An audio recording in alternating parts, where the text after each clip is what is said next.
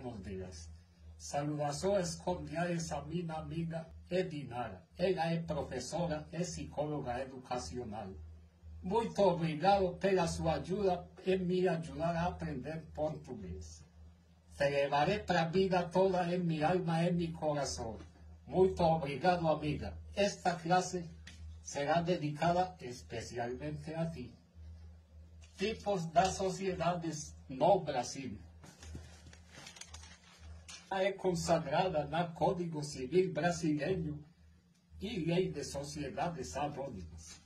O título segundo diz da sociedade, artículo 981, diz que celebram contrato de sociedade as pessoas que reciprocamente se obrigam a contribuir com bens ou serviços para o exercício de atividade econômica e a partilha entre si dos resultados.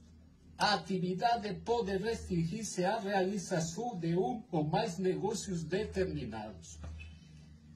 Nos diz o artículo 982.